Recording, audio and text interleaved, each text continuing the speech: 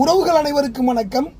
புதிய பாதை, புதிய பயணம், மாறுவோம் மாற்றுவோம் அப்படின்னு சொல்லிட்டு புதிய ஒருவர் திரு அண்ணாமலை அவர்கள் வி த லீடர்ஸ் அப்படின்னு சொல்லிட்டு ஒரு இயக்கத்தோட பிஜேபியிலேருந்து பிரிஞ்சு ஒரு இயக்கத்தை ஆரம்பிச்சிருக்காரு. இங்க மாற்றம்னா என்னன்னே தெரியாதவர் தான் தமிழ்நாடு முழுவதுமே. மாற்றம்னா என்னன்னே தெரியாதவர்கள் தான் நிறையா இருக்காங்க. என்னுடைய பார்வையில் தெரிஞ்சவங்க தயவுசெய்து வருத்தப்பட்டுக்காதீங்க. உண்மையிலே மாற்றம்னா என்னன்னு தெரியாத மக்கள் தான் இவங்க இருக்காங்க. அதனால தான் இந்த அரசியல்வாதிகளால் இந்த மக்களை இவ்வளவு ஈஸியாக ஏமாற்ற முடியுது. இவங்க எதிர்பார்க்கறது ஆள் மாற்றம். இவர் வந்தா கிழிச்சு கேப்பை நட்டுவாரா, அவர் வந்தா கிழிச்சு கேப்பை நட்டுவாரா, இவர் வந்தா அறுத்து தள்ளிடுவாரு, அவர் வந்தா அறுத்து தள்ளிடுவாரு, இப்படிங்கிற ஒருத்தரை மலை போல நம்பிதான் ஏமாந்துக்கிட்டு இருக்காங்களே ஒழிய இத்தனை ஆண்டுகளா.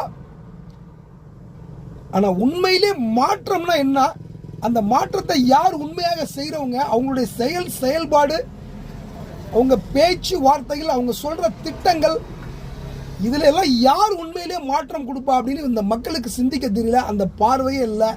அரசாங்கம் அப்படின்னா ஒரு இலவசமா ஏதாவது கொடுக்கும், நம்ம கையேந்தி அதை வாங்கிக்கணும். எம்எல்ஏ வந்தா ஏதாவது போடுவார் 5-10, எம்பி வந்தா ஏதாவது 5-10 போடுவார், மற்றபடி மந்திரி வந்தா ஏதாவது 10-5 போடுவார். இந்த ஒரு மனநிலை தான் அந்த மக்கள் இருக்காங்களே ஒழிய மாற்றம்னா என்னன்னே தெரியாம இருக்காங்க. உண்மை அதுதான். அப்ப நீங்க எந்த விதத்துல மாற்ற போறீங்க? எல்லாருமே அரசியல் தலைவர் எல்லாம் அதை தான் சொல்லிட்டு இருந்தாங்க, நீங்களும் அதை தான் சொல்லிட்டு வரீங்க. உங்களுடைய மாற்றம் தியரிட்டிக்கலா சொல்லாதீங்க, பிளைண்டா சொல்லாதீங்க. மாற்றுவோம், லஞ்சத்தை எப்படி லஞ்சத்தை ஒழிப்பீங்க? ஒரு பிராக்டிக்கல் கொடுங்க, ஒரு ப்ராஜெக்ட் கொடுங்க. நீங்க காவல்துறையில் இருந்தீங்க, எந்த மாதிரி லஞ்சத்தை ஒழிப்பீங்க? காவல்துறையில் எந்த மாதிரி உங்களால லஞ்சத்தை ஒழிக்க முடியும்? சட்டத்தையும் செயல்பாட்டையும் செயல் திட்டத்தையும் மாற்றாம லஞ்சத்தை ஒழிக்கவே முடியாது.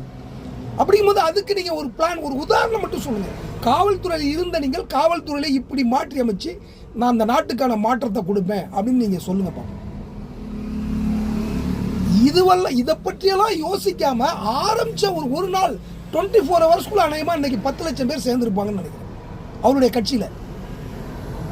அப்ப இதுல இருந்தே புரிஞ்சுங்க, இவர் என்ன செய்ய போறாரு, ஏது செய்ய போறாரு, இவருடைய அறிவிப்பு என்ன, இவருடைய செயல் திட்டம் என்ன, இவர் மாற்றம் சொல்லுவாரு, என்ன மாற்ற போறாரு, எப்படி மாற்ற போறாரு, எதை பத்தியுமே சிந்திக்காம இந்த மக்கள் 10 லட்சம் பேர் சேர்ந்திருக்கானா, இந்த மக்களை பத்தி புரிஞ்சுக்கங்க.